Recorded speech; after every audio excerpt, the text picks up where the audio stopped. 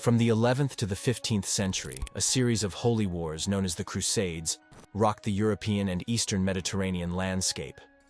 Initiated by Pope Urban II at the Council of Clermont in 1095, Christian forces began to assemble knights, nobles, and commoners to wage war and reclaim the Holy Land of Jerusalem from Muslim control.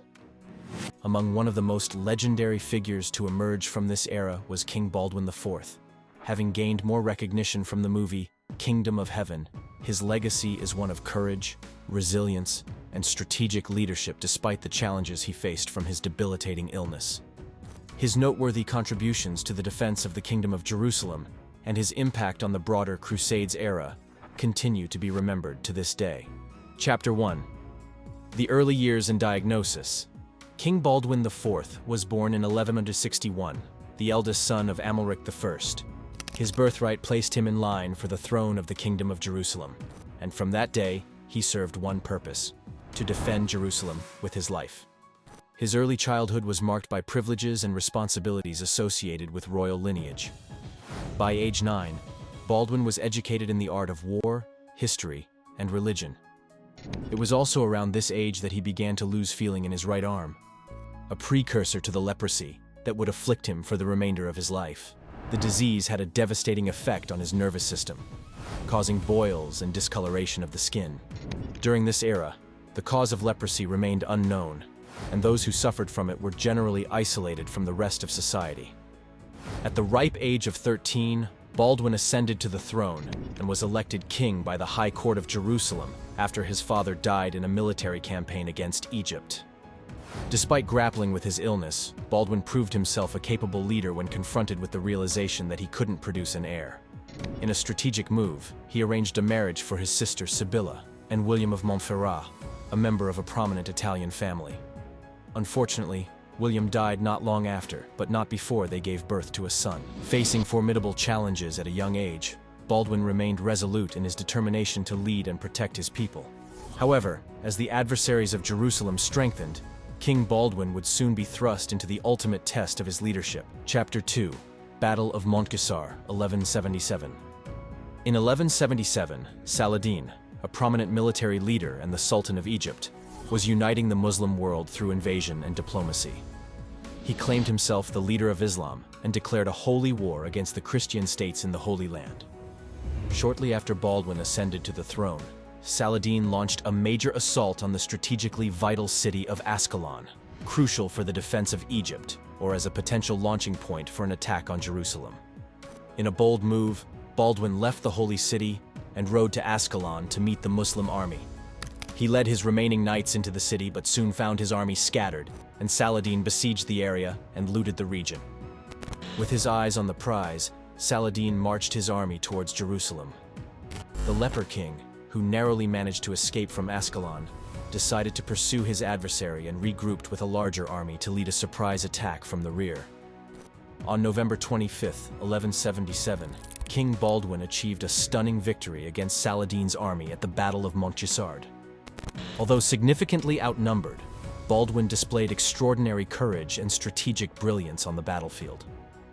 Against all odds, he led his forces to an unexpected victory.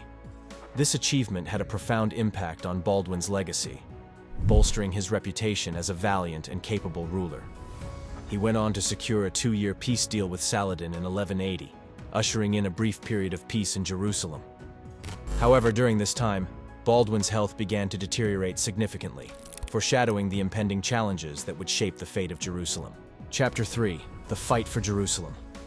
As Baldwin's health deteriorated, the Kingdom of Jerusalem became a complex web of regencies, power struggles, and internal dynamics that influenced the kingdom's fate. Sensing his impending demise, Baldwin took steps to secure the future by arranging a marriage between his sister and Guy de Lusignan. Following the conclusion of their 2-year peace agreement, Saladin seized control of Aleppo in 1183, a strategic move that allowed his army to surround the Kingdom of Jerusalem. Saladin's vision of uniting the Muslim territories in the Middle East was gradually materializing.